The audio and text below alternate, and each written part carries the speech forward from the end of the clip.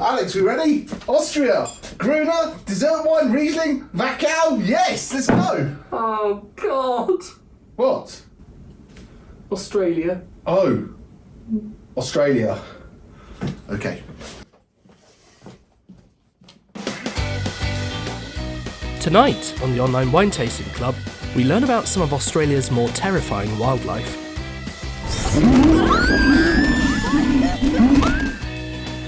Chris interviews a man who is just making words up. Yeah, I guess Stella Bella kind of started with suck fizzles. And Jamie learns all about Australian drinking etiquette. Well, it's 6 o'clock in the morning and we're having a glass of wine, which is quite typical for Australia, apparently. It's time to go down under with the Discover series, Wines of Australia.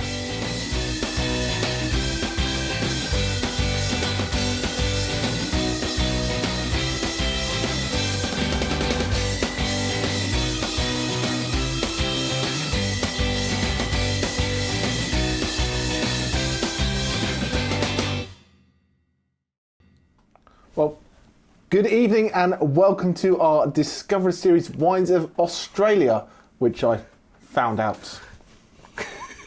But there we go. See, he acts like he didn't want to put that silly costume on, but we all know, really.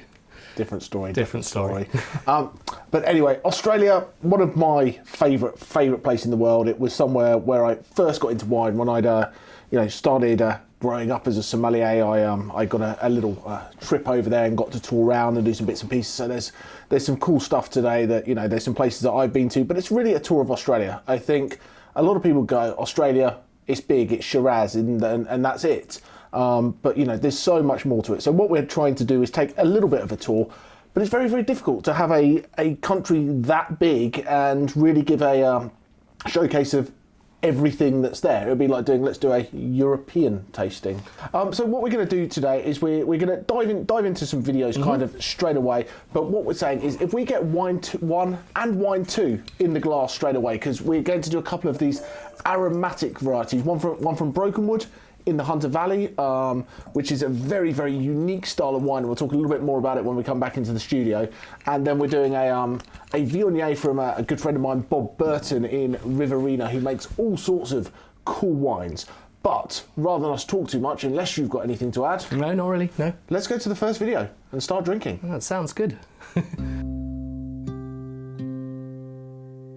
In our last episode, we went to New Zealand, and we talked about something rather well known, how dramatic their geography is, the glaciers, mountains, forests and so on. To those who haven't visited yet, it can be easy to think of Australia as a big, scorching hot, Mars-like desert that catches on fire pretty much every year, which at least might deter the numerous deadly animals from attacking you.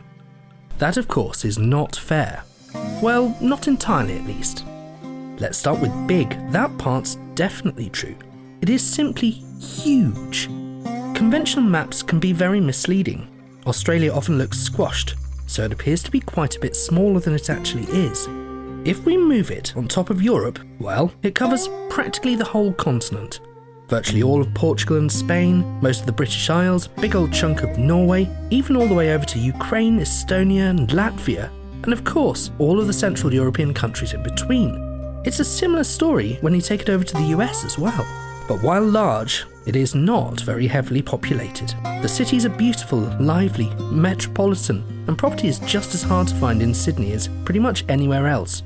But somehow, only 25 million people live in Australia, which is around the same as Shanghai.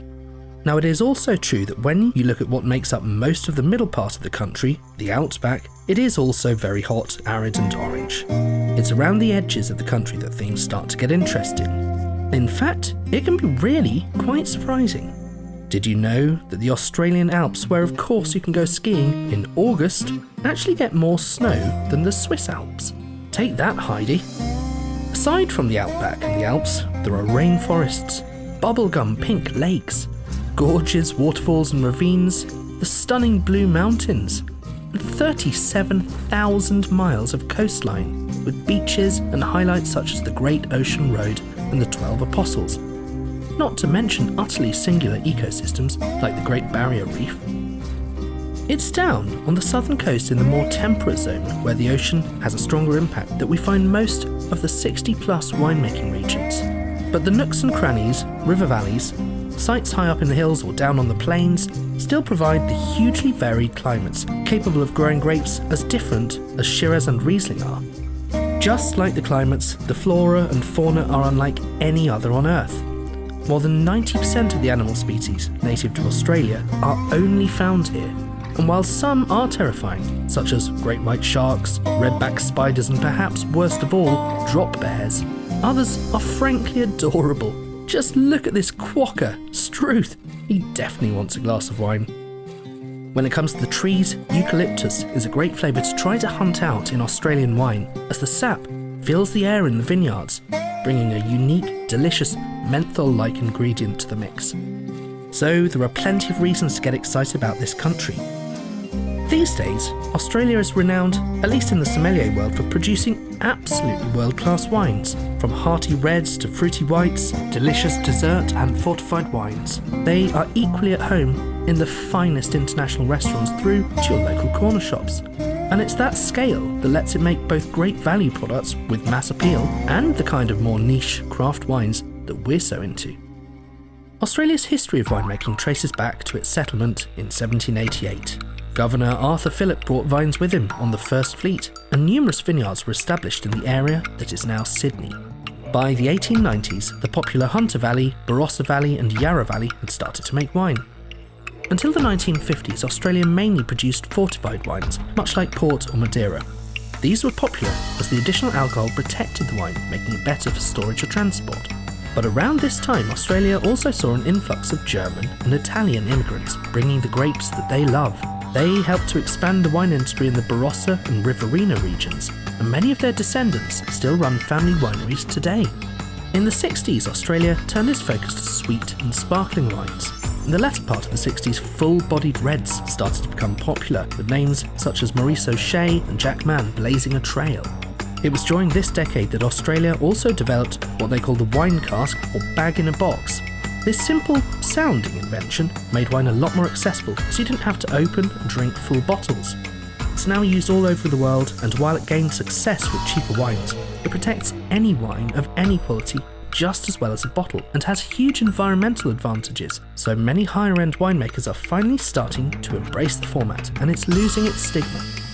Aromatic wines such as Gewürztraminer, Viognier and Riesling started to become popular in the 1970s, but by the end of the decade, Australian tastes had changed from semi-sweet wines to dry whites. Chardonnay became the drink of choice. It was the late 1980s when Australian wines finally began to break into the European market. It earned a reputation for fresh, fruity whites and robust reds. Perhaps more than anywhere else, Australia embodies the spirit of New World winemaking.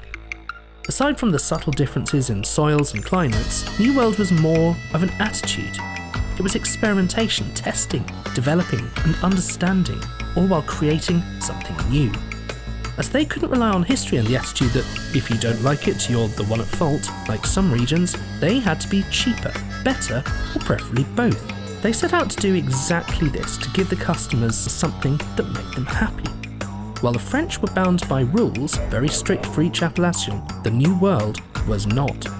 Famous wine critic Oz Clarke told a wonderful story of a visit to the London Wine Show many decades back when, and I quote, a long-haired, unwashed oaf in khaki interrupted him and said, "I just want to ask you a couple of questions, mate. What do you pums actually like to drink?" Oz answered, largely to get rid of him, "White wines that taste of pineapples and peaches and red wines that taste of blackcurrants." The Aussie followed up with, how much do you want to pay? So Oz told him $3.99 a bottle and shooed him away. Having forgotten all about this encounter, the following year, the same guy found him again and presented him with 2 glasses, one red and one white. And lo and behold, they did exactly what he'd asked for. Delicious white wine that tasted of ripe fruits, and red wine with concentrated berry flavours. And of course, $3.99 a bottle. That kind of approach is exactly how Australia turned itself into the 7th largest manufacturer of wine in the world, producing more than 1,000 million litres of wine every year.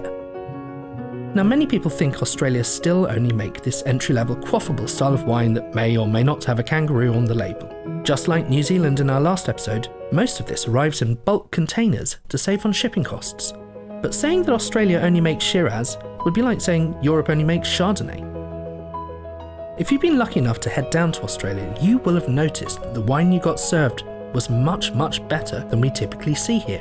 The reasons for that are complex and numerous, but they are here if you know where to look.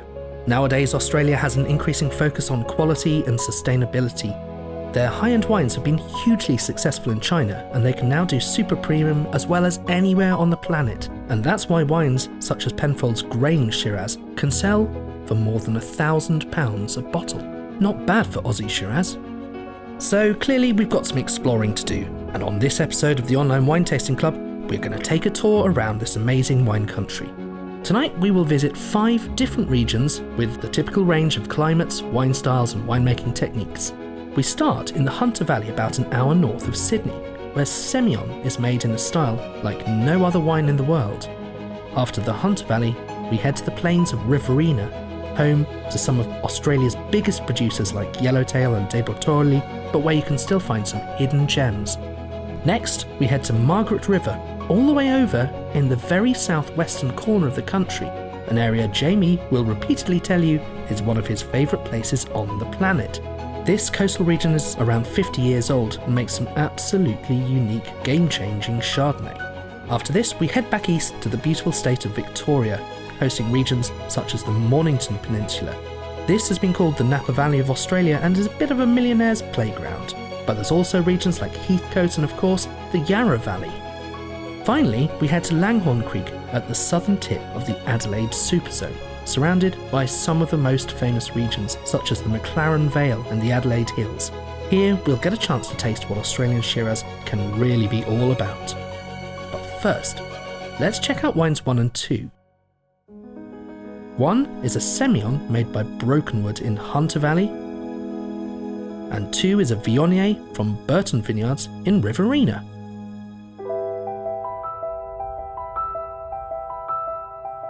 Brokenwood wines. What does it take to be the best? To exceed above all expectation? To be given praise above and beyond your peers? Handcrafted for half a century. Born of the dirt. Toiled by hands. Picked for you. Crafted for perfection. Quietly maturing. Drunk to be enjoyed, savoured and admired, to give you stories, to take you on adventures, to fall in love. In this valley that we call our own, its hallowed ground holds some secrets. Know the story of the mistress, her seductive allure, tempting persistence, and all her wicked ways.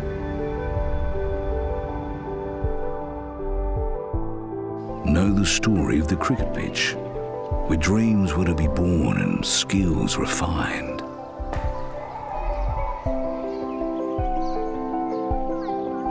Know our graveyard, where memories lay and emotions stir, that will last forever. Here we learn that time is the greatest reward. To be the best is a craft, created with knowledge, a working combination of the finest. Earth, humans, knowledge, work, reward. Brokenwood wines. Australian craft at its finest.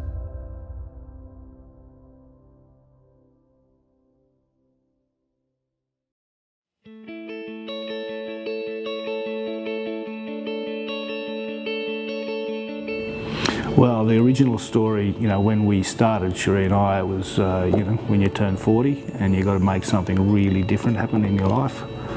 So we fell in love with this bit of dirt out in the middle of the wilderness up in the hills, and sold the house, bought a caravan, moved over, lived in a caravan in a shed, in Eden Valley, and planted 30 acres of vines, took kids out of school, took them away from all their friends, did all the things that you should never have done. It was just dogged 24 hours a day work. And it was, Cherie and I just spent our days out in the vineyard trying to grow grapes, which we didn't know how to do. That's where the bonsai came from. The bonsai Shiraz, which is our first wine, is actually called the bonsai because they didn't grow. And we had a bloke come in, jokingly called it the bonsai vineyard. So we started off as a complete failure in reality, but the vineyard eventually grew. Well, why we moved from Eden Valley to Yendo was, again, lots of happenstance, and that's when Jamie and James and myself got together, and we started off with the idea of crushing 2,000 tonnes, servicing a couple of clients that we still had overseas, and we looked around all over Griffith trying to find like a place. So we had this little patch of dirt up in the hills, because I've got used to hills now, as a location we could build a small winery, and then the Yender site, the old Penfolds Yender site, came up for sale,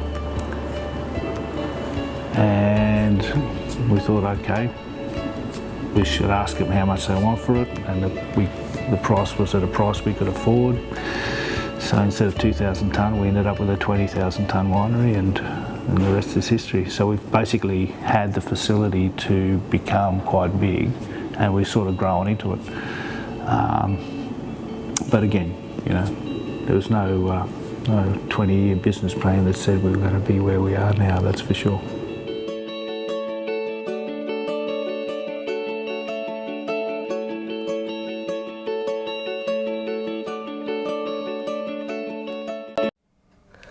What a character. Yeah, we are back. Well, I'll talk about Bob in a minute because Bob is legendary. But we'll start with wine number one, and there's some good stuff in the chat. But Hunter Valley Semillon, for me, it's like nothing else on the planet. There's nowhere else that can mimic that and do what it is. And when it starts young like this, it's bright, it's fresh, relatively low alcohol at 11%. But you've got lots of layers, lots of fruit. But as this wine ages and develops, it gets nuttiness, it gets this richness, and you taste an old Semillon and you go, this has been an oak. This is sat on the leaves. This has done something. Yeah, exactly. That but hasn't. never seen an oak tree, let alone an oak barrel. And this allows this developmental characteristic to come through. So Semillon, it just kind of changes and develops, and it's really, really cool.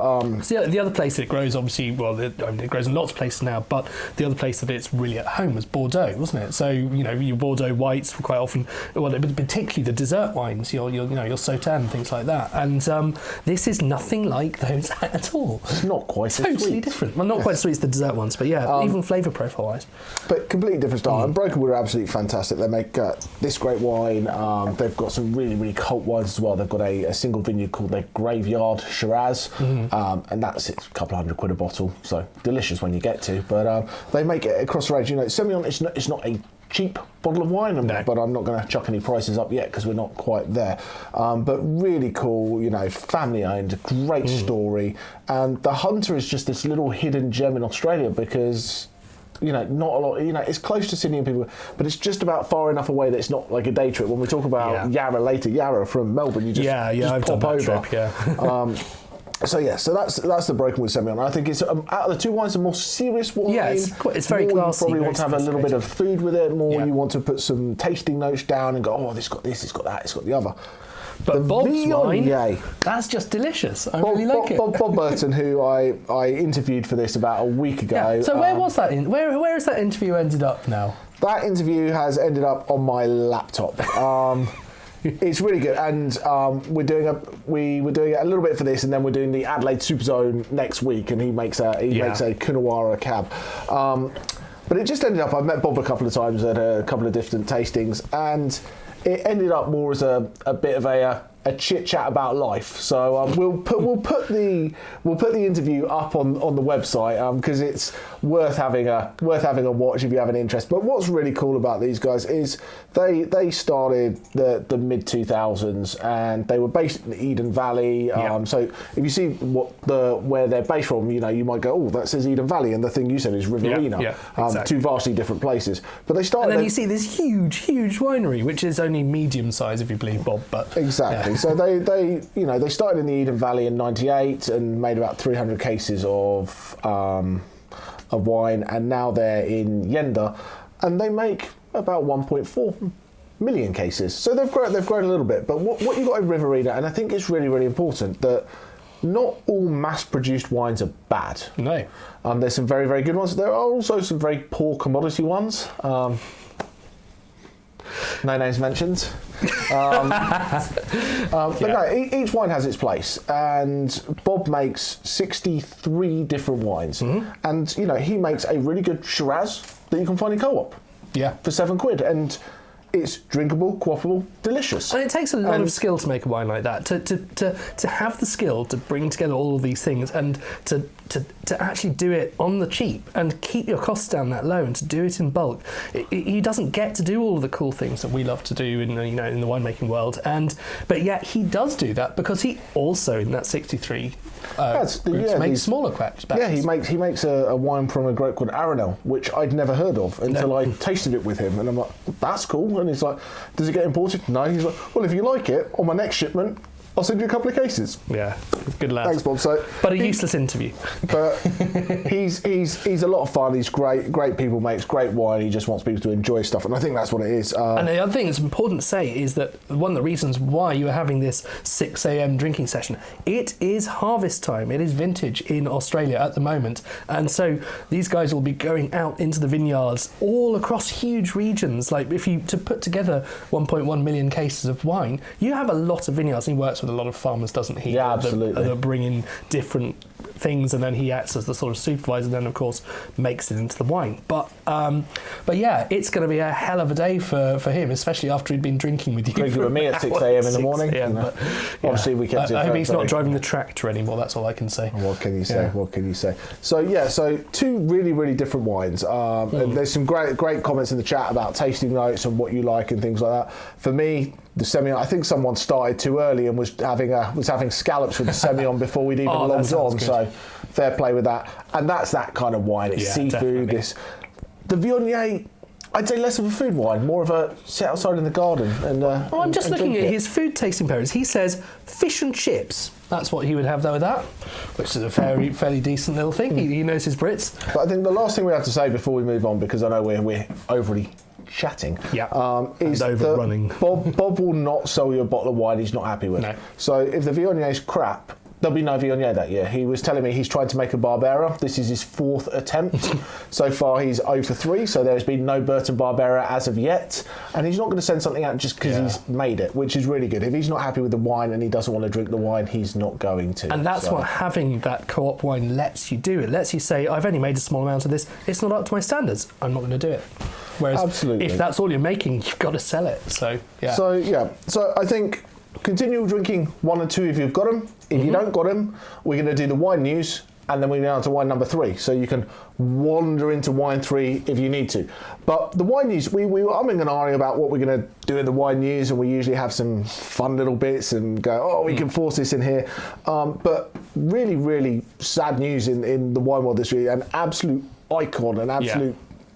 Can I say god of the wine industry? He's legend. Has passed away. The term is overused, but it is absolutely correct here. And Stephen Spurrier, who's both been a wine merchant and he's just done everything. He now has his own. Well, he had his own vineyard, Bride Valley, where they make classic English sparkling wines. But he has probably been one of the most influential people on the wine industry, and certainly on the new world of wine, because he was at the time. He put America on the map. He put America on the map a little bit, and he did something called the Judgment of Paris, which is there's various literary references in there as well. But this was where he smuggled in a bunch of American Napa Valley wines, Chardonnay and Bordeaux blends, and stuck them up in a blind tasting. In a blind tasting against the best of Burgundy and Bordeaux, and all of the judges were the top wine experts in France.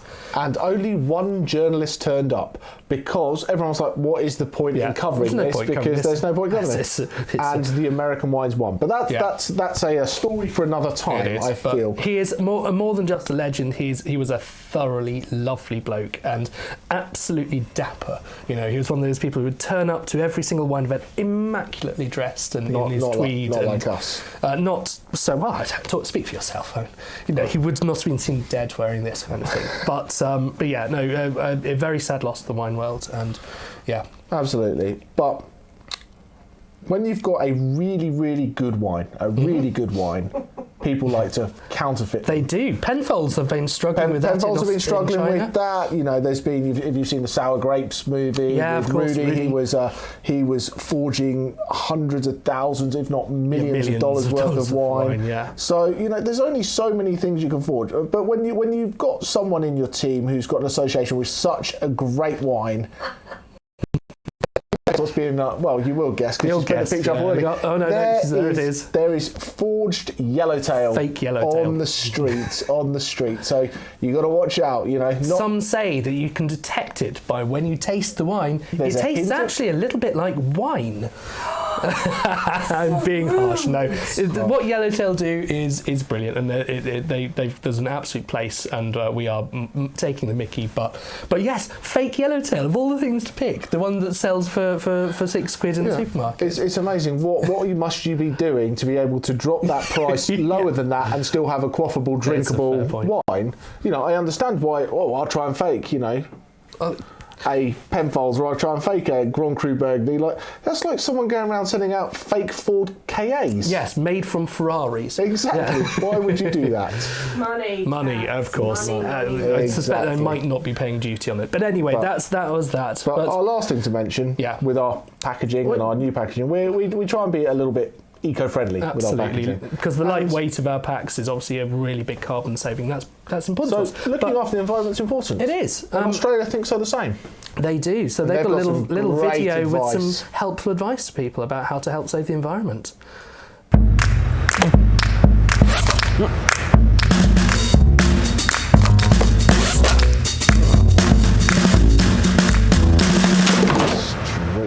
Don't be a tosser. If it's not in the bin, it's on you. Very silly, but a really good, clear way of getting a message across to people, and you don't forget that, do you? No, absolutely. So we are going to pop into wine number 3 now, and he's probably going to have to stop me at some point because we are going to Margaret River. We are. Margaret River, Western Australia, so the very southwest, about 3 hours south of Perth, probably the most beautiful place I have ever been in my life. They make world-class Chardonnay there, they make world-class Cabernet Sauvignon, they've got the cooling influence of the ocean, but absolutely beautiful place. When I was there, it's all about typicity, and I was there with a group of sommeliers from the United States, and there's about 20 of us there, and we're at a particular winery, and we're sat and we're drinking the Chardonnay, and bear in mind, this was probably a dozen years ago now, so it was when I was much younger, less grey hair and less homeschooling. But we're sat there and we're tasting it, and this wine, some of it's got this elegance, so it reminds you of almost, it's got this Burgundian thing going on.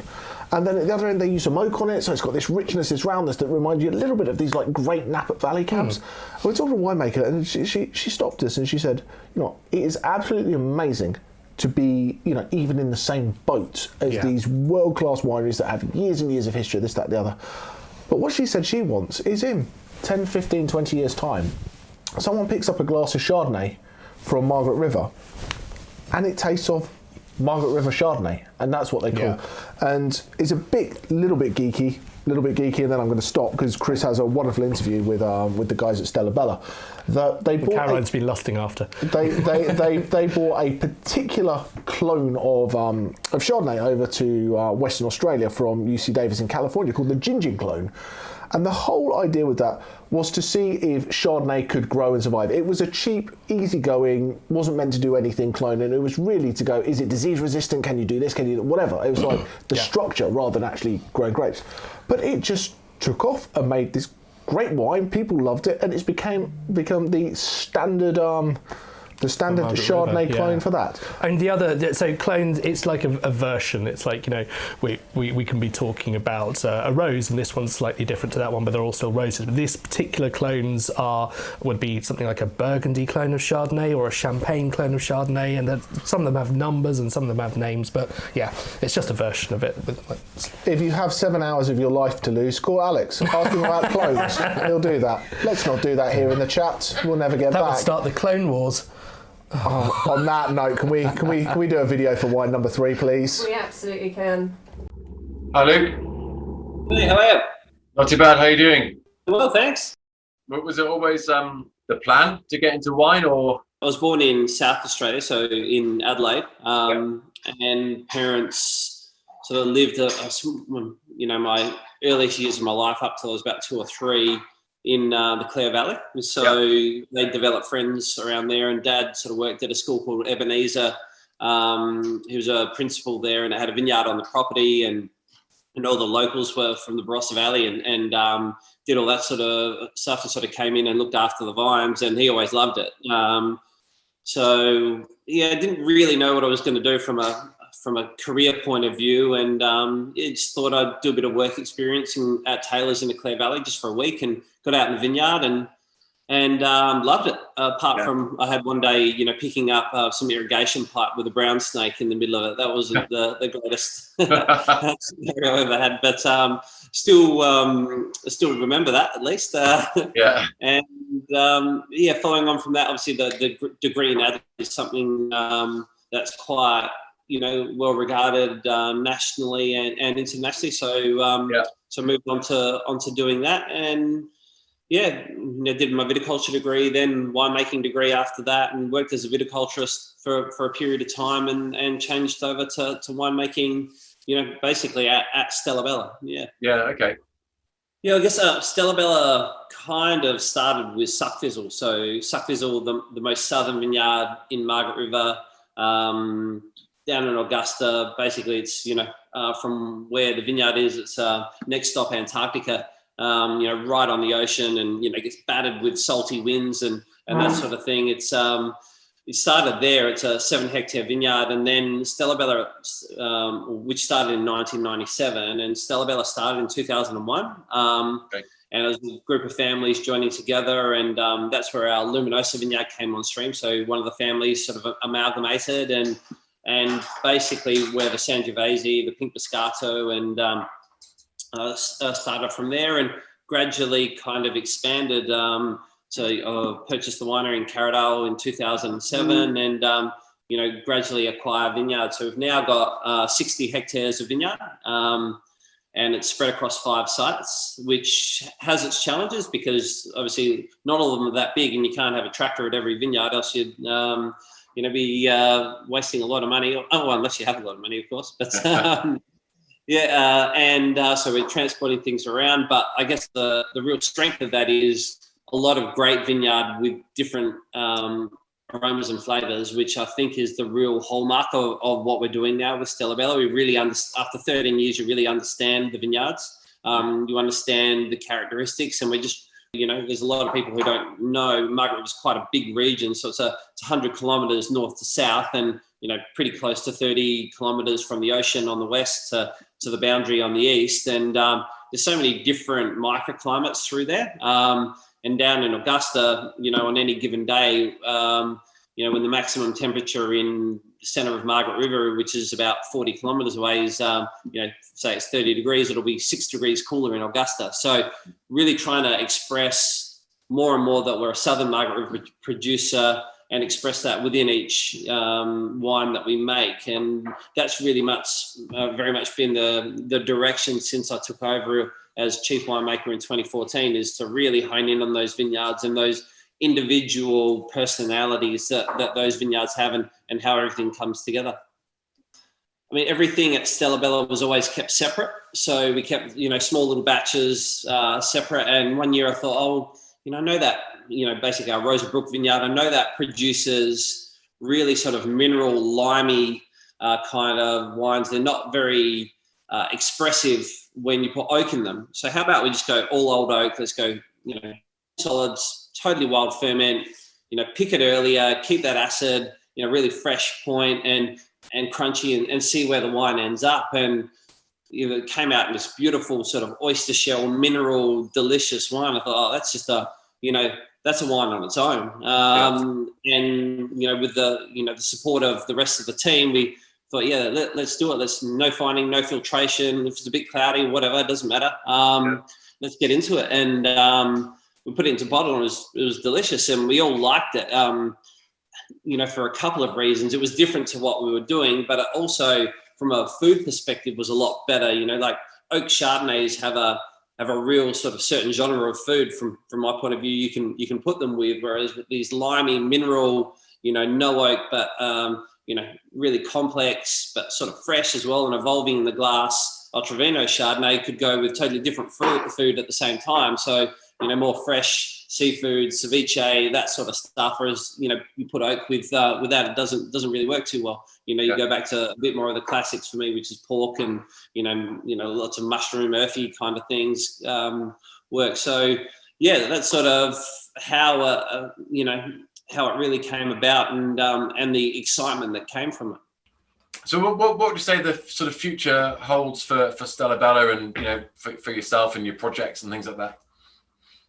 Yeah, I guess the idea is to very much keep focusing in on more single vineyard wines that as much as we can. So really trying to make them the best that they can be. Want to really maybe it's a little bit romantic, but I love that ideology of being able to show the wine from one vineyard over a period of time. And that's something that is really important to me. And if you can make such a great wine from a single vineyard, it's really important. So Suckfizzle and Luminosa leading the way with that. And from a Stella Bella point of view, I think it's just a continual improvement, basically making the wines better and better. I mean, luckily Margaret River's in a really great space for that. The initial plantings are in Margaret River, the first plantings are a bit over 50 years old. And so that means the majority of vineyards are in that 25 to 30-year-old range. And for us, it's now going, well, it's a big economic decision, but, that Shiraz that's sitting down in that sort of, rocky soil probably isn't the best spot for it. Let's look at, Malbec's very much coming into the Margaret River community in a really positive way. Different clones of Cabernet for us and is the main thing, and just continuing on with those alternate varietals. We're looking at some new clones of Sangiovese in the next year or two because the Italian's really important to us, and I think that's a wine that really has the ability to grow and it sells out every year. We're at a stock out situation at the moment, so it's a wine that we're looking to be able to supply more of going forward. So that's really much the thing from a Stella Bella point of view. Improve the viticulture, putting the right varieties on the right sites, and keep an open mind with winemaking. Continually, try things, evolve and improve. Don't want to make big changes all at once because we're happy with the direction. But I'm a big believer in always reviewing and always trying things a little bit without diversifying yourself out of existence. All right, man. Well, thanks, Luke. Appreciate that.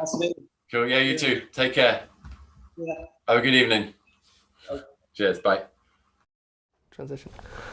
Hello, welcome back. We had some great requests, some tasting notes, and it so happens that, we could give you ours. I'm starting to, I'm just done quite a few Chablis, and now I'm comparing this. It's a remarkably different wine, but Jamie has got what the actual makers say about it, and it's quite something.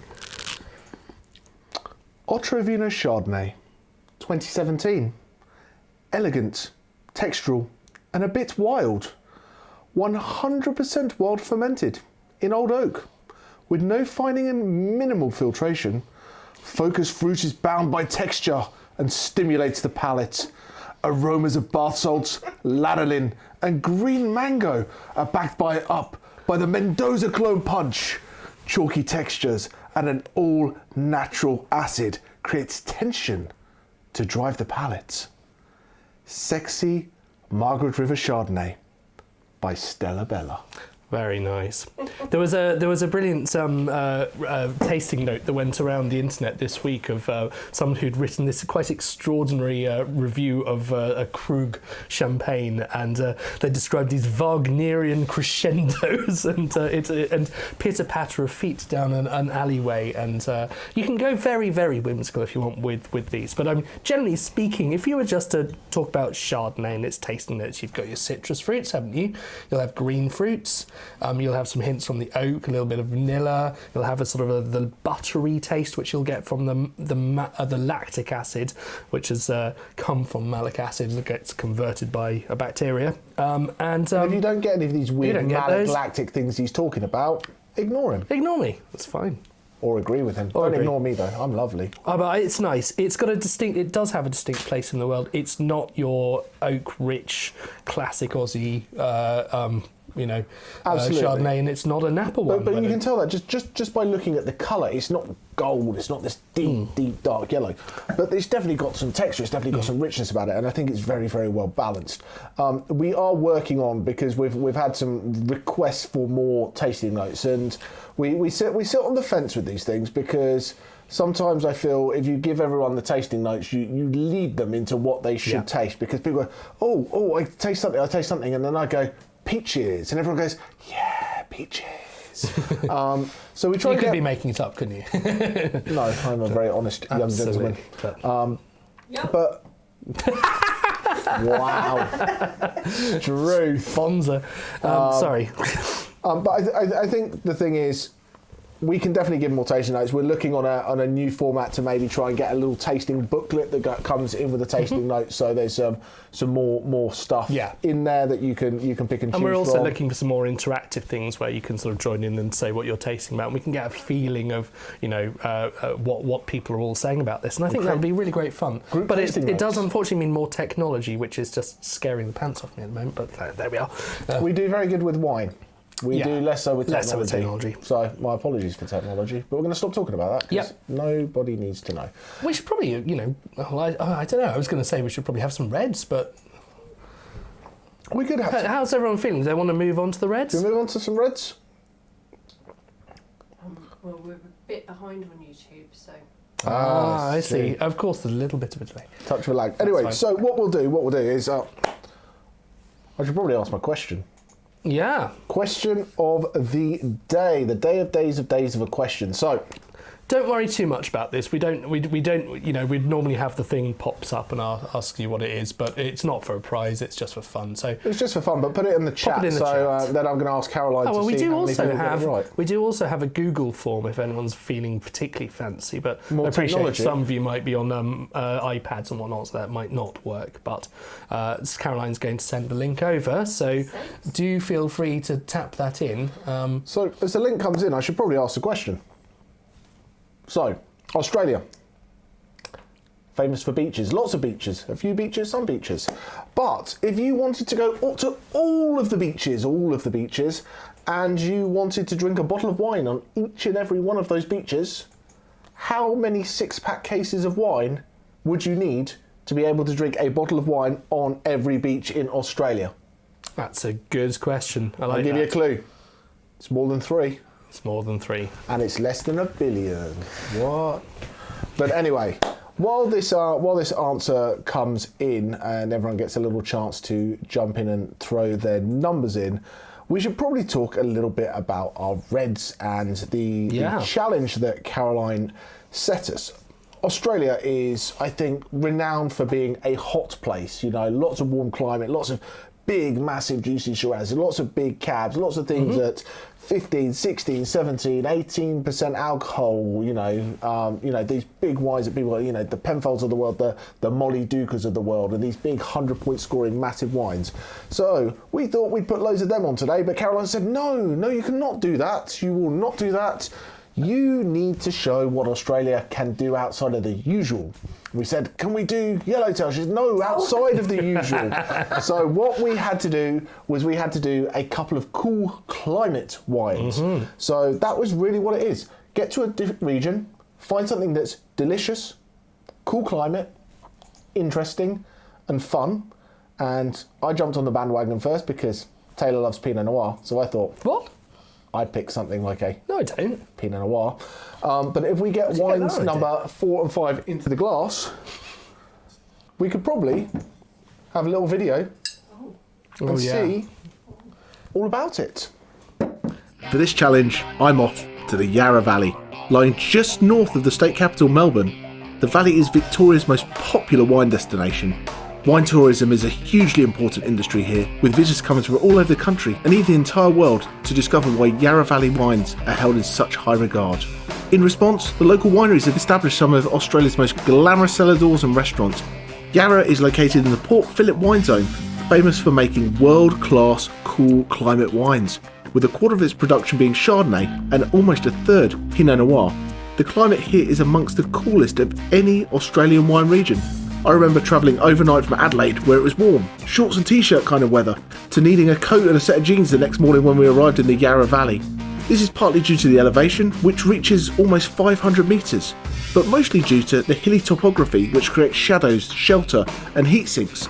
Rainfall is ideally distributed for grape growing, a little bit more rain in the early part of the growing season and a dry, if humid, ripening period at harvest. What little rain there is drains away rapidly, and to prevent vines from shutting down entirely, irrigation is essential for almost anywhere in the Yarra. Comparisons between the Yarra Valley and Burgundy are not uncommon, not only because of their preferred grape varieties, but also because they share a cool climate and very similar topography. The Yarra Ridge in particular bears more than a passing resemblance to a mini Côte d'Or. Yering Station lies just beyond the lower slopes of this ridge. Yering Station was founded in 1838. It's one of the oldest vineyards in the country and was the very first in Victoria. It was planted by a couple of Scottish brothers. It's been awarded the best Australian wine producer at the International Wine and Spirits Competition. Yering Station make a wide range of wines, from sparklings to single vineyard plots. This wine, the Little Yering, is made to be true to its variety, with clean, crisp, modern winemaking techniques. This Pinot shouts bright, fresh fruit, bright acidity, and a great wine for any occasion. It really shows that Australia is more than just big, heavy Shiraz. Ah, Pinot Noir. Interesting choice. You know, it's just a bit flimsy. Now that's fine if you're having a tasting menu of French Nouvelle Cuisine, and when I was in Australia I had plenty of that sort of thing. But I came to respect the honesty of so much Aussie food. So I wanted to embrace Australia in its primal sense. Aboriginal people using mind-bending skills to catch animals with a boomerang, then cook over an open fire. I loved how simple, wild ingredients like ostrich became something quite astonishing. And while they might be simple, they're up there with the best in the world because of the quality of the ingredients, some spice and a lot of heat. And what wine would you pick to go with that? Well, it's not Lambrusco, it's not Pinot Noir, it's full-bodied, spicy wines. And that is where Shiraz is unbeatable. They say there's a time and a place for everything, but this is it for Shiraz. With a barbecue, a Malbec can be awesome, but a Hermitage or a top-notch Aussie Shiraz, and I am all yours. That's a top tip. So why this one? The Langhorne Creek is situated to the southeast of Adelaide in the Superzone, and it's a premium viticultural region. Well, it's called Lake Breeze because of the helpful breeze coming off Lake Alexandria. This historic winery is headed up by winemaker Greg Follett, who grew up on the winery, left to study wine, returned in 1987 after stints making wine in California and France. Surrounded by eucalyptus trees, the vineyard has all the classic characteristics of the perfect Aussie Shiraz vineyard, with similar conditions to the northern Rhone region, where Syrah, that's Shiraz's Poncy French cousin, resides. Fruit selection here is paramount. Only 30% of the fruit is even kept, and from that, only the best blocks are retained for the Bull and wines, and it's only then the fruit from the best rows of these blocks. So there's actually quite a bit of finesse here too. The wine was matured in oak for 16 months with the aim of softening it while retaining the primary fruit characters. And the end result is a perfect wine for a barbecue, a stunning cool climate Shiraz, with aromas of plums and chocolate, crossed with a touch of earthy complexity. It's rich, it's full-bodied, and it's full of vibrant black fruits on the palate, with a long, soft finish. Pinot, you have no chance. Hello, So, yes, somebody is pointing out that I've been very mean to Pinot Noir. I was just having a bit of a joke because I'm pretty obsessed with Pinot Noir, and I normally pick the Pinot Noirs. And he was upset he wasn't allowed the Pinot Noir. So he's like, but no, in all seriousness, I think there's something about Shiraz and Australia that goes so well together, and I just can't see it with the lifestyle, with the food. It's a great wine. I love Pinot Noir, and I think this is a really brilliant one.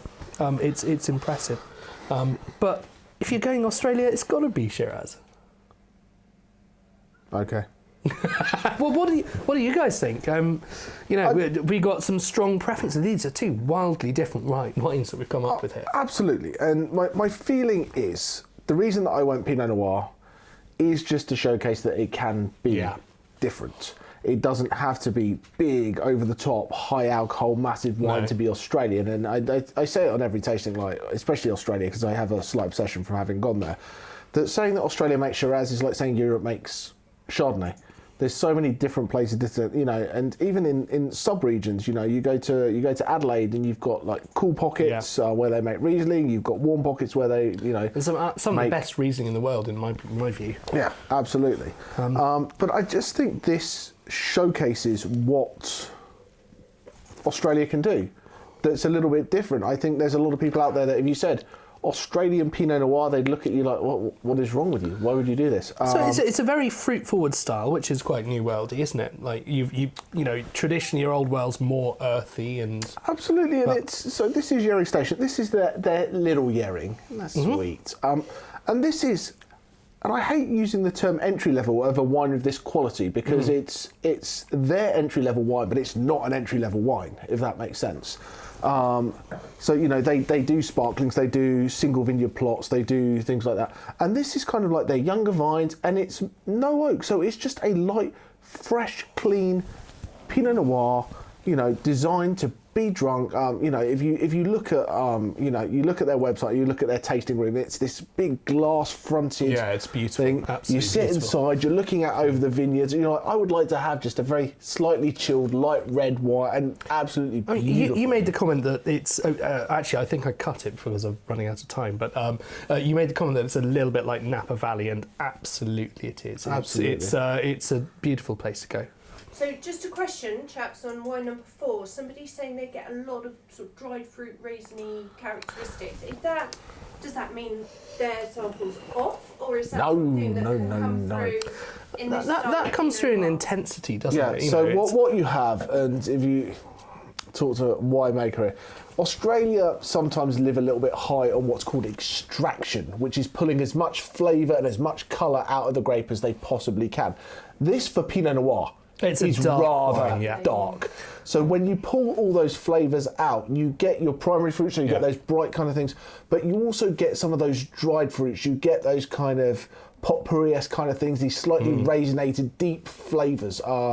And that's exactly the style it could be. It's another thing, the sunshine brings out those colours and brings out those flavours in the grapes even before it turns into a raisin. So there's going to be, even if the temperature's the same between France and Australia, you're going to end up with a very, very different. It's like we tan in the sun, and grapes do the same. They develop all of those colours and those flavours, which are I'm not going to go into the chemistry of it because but it's you're absolutely right.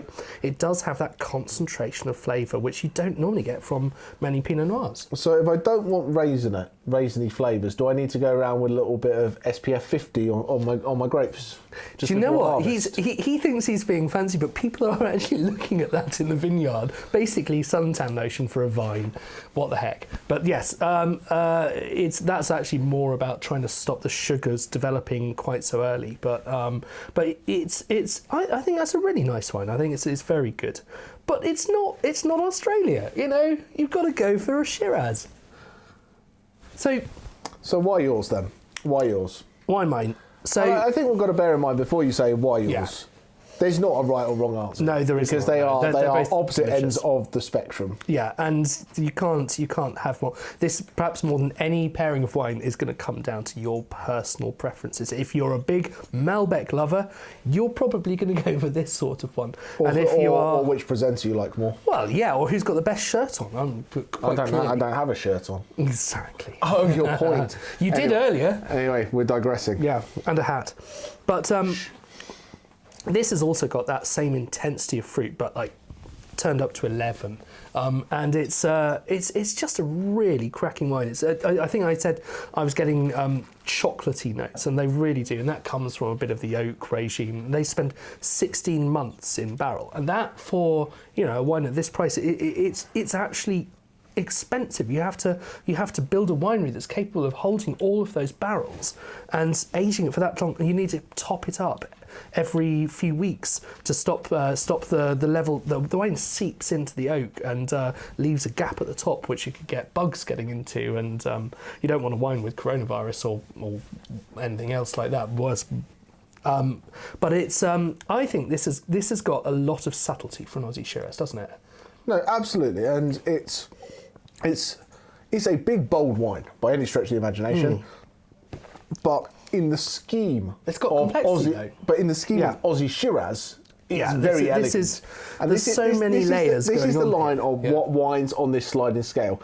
This, compared to anything else in the world, is massive. It's a big boy, yeah. But compared to something like a Molly Duke, a Blue Eyed Boy, or something like that, it's it's nothing. This is just light and quaffable. And it's leathery. It's got lots of these sort of what wine geeks like to call tertiary flavours, which are normally associated with really expensive wines. And you look at those. I mentioned Northern Rhone. A place like Hermitage. And I think I put a "h" on the beginning of it because I'm being. But anyway, but that is because you pronounced all the letters. I did pronounce all the letters, unlike certain other countries. But this is it's got fruit. It's still got fruit there. It's got the oak, but not overpowering. It's a subtle oak regime. It's mostly old again, isn't it? So, yeah. But what I like about this wine as well is it's family owned. They've been around for forever. Yeah. Well, both these wineries have been around forever. Yering's the oldest winery in Victoria. I mean, not by some of our other tasting standards. It's not like compared to the Santorini wineries that've been there for like 1,000 years. But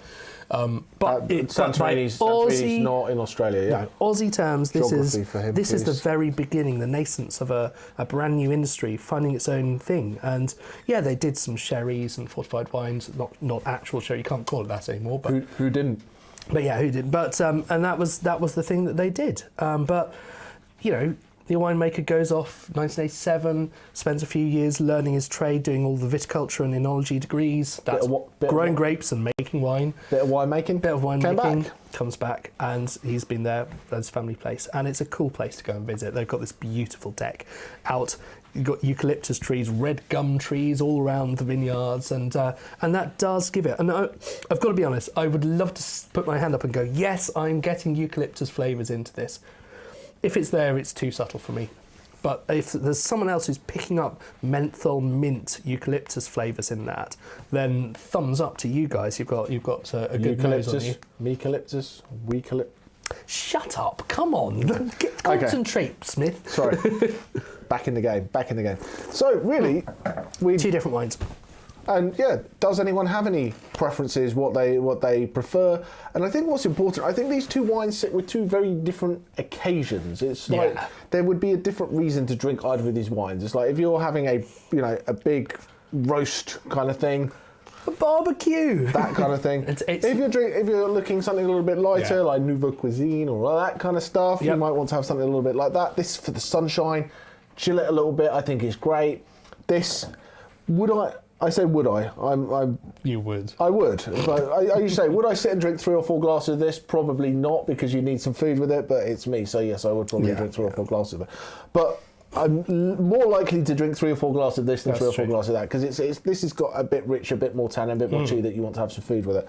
But I think they're both absolutely phenomenal wines. And I think they both offer a really good price point. So I think it's about time we should let everyone know what the prices were. We should probably show the prices, shouldn't we? So, yeah, while Caroline works out where the button is, and there it is. These are quite reasonable wines.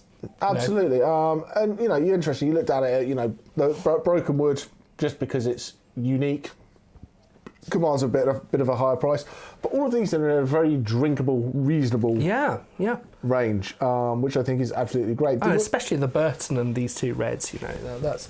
But Berton across the board, just the value for money from Bob's Wines is... He's not pretentious, is he? No, not at all. He's a lot of fun. He's a lot of fun. And we're doing, next Saturday, for those who are joining us or would like to join us, we're doing Adelaide Super Zone. So we're staying in Australia, but coming just to the Adelaide area. We're doing some stuff from Adelaide Hills, some stuff from McLaren Vale.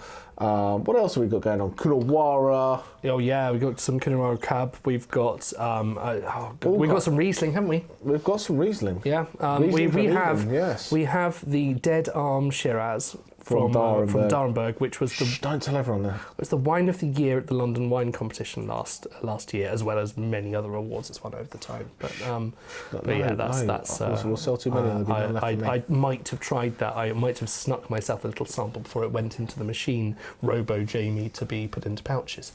Just to make sure it was tip-top just to check condition. the tip-top condition nature of it. But yeah. So do we have some favourites for the evening? Well, if you've got favourites for the evening, either pop them into the chat or pop them into the now permission rejuvenated form, and we can have a little look as to what everybody liked. Yeah. But while we're getting some things in there, and give people a little bit of time to, because it's not just click a button. We'll give people a little bit of time to do that. I want to say a massive thank you for joining us as always and persevering, and those of you who got a bit on Zoom and a bit on YouTube and a bit here and a bit there. Thank you for dealing with us. Unfortunately, we worked out that the only way to fix it was to reboot the computer, which would then have killed the YouTube channel. Such is the joy of live streaming.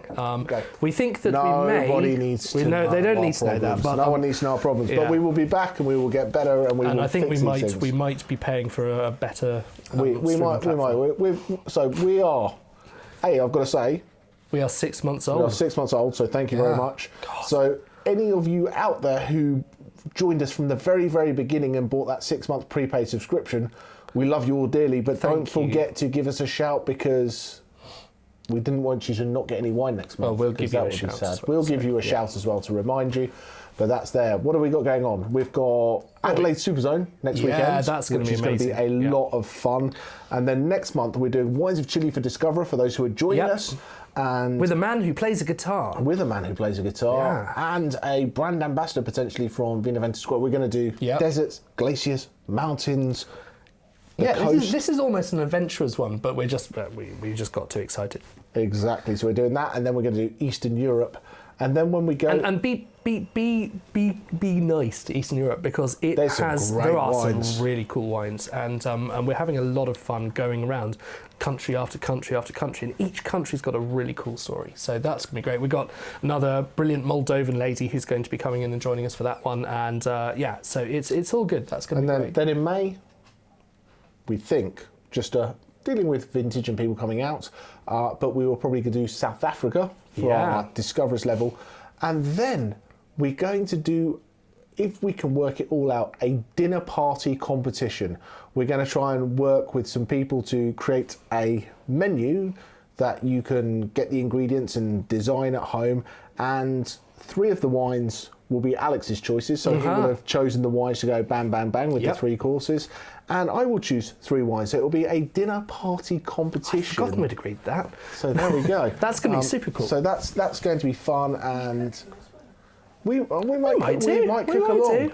And don't tell anyone too loud, because if you count 3 and 3, that might mean 6. 6 wines. We might be going to... No, we might not be doing anything. But hey, we're going to keep it all quiet. We might be moving up to 6. No. Okay. Nothing. Dinner party competition. But anyway, have we got some results of what people liked and didn't like and enjoyed? We are. We've got a whopping great sort of 50% of the people who were able to use Google and get the right answer. So congratulations to the people who picked around the 1750 mark, because it was around that sort of 16 to 18, or depending on what you count as a beach, and there are different counts out there. But But yes, that's a lot of cases of wine. Think if you did one bottle of wine on one beach every day, 1,750 times by 6. 27 years. That's 27 years of spending a day with a bottle of wine on a beach. Come on, that's the dream. Right to me. That takes me to retirement. Yeah, that's Good night. Indeed, yeah. The challenge. Oh, most people said it was a tie. That's very interesting. But of those who didn't say it was a tie, I won. Shiraz. It's all about the Shiraz. But a good showing there. Wine of the night. Viognier. No, the Chardonnay. That's a great showing from the Margaret Chardonnay. River Chardonnay. I'm impressed with that. No, that's fantastic. It's a wine, fantastic wine. It's really well done. But it was really tight. And bear in mind, any of these wines that you love, don't forget you can grab them on our website. Yeah. You can buy them. We can send them to you, and then you can drink lots and lots and lots of them. So, have we got any final bits? Any final thoughts? Any final questions? Anything that we need to know that we've missed, Caroline? No, just thank you. Really enjoyed it. It's neither here nor there. You can drink more wines, have more fun with us. Yeah. It's been absolute. But what's really important for those of you on last month, we got through a whole tasting without Alex singing, and that's what's really, really important. Really important. Aren't you glad he didn't sing?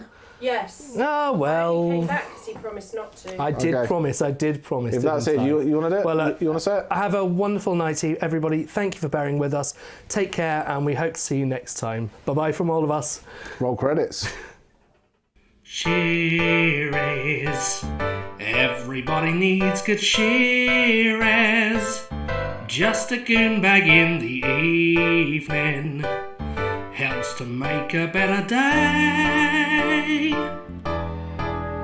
Oh, Shiraz helps us get pissed with each other. Next drink is only a quick pour away. Shiraz, everybody needs good Shiraz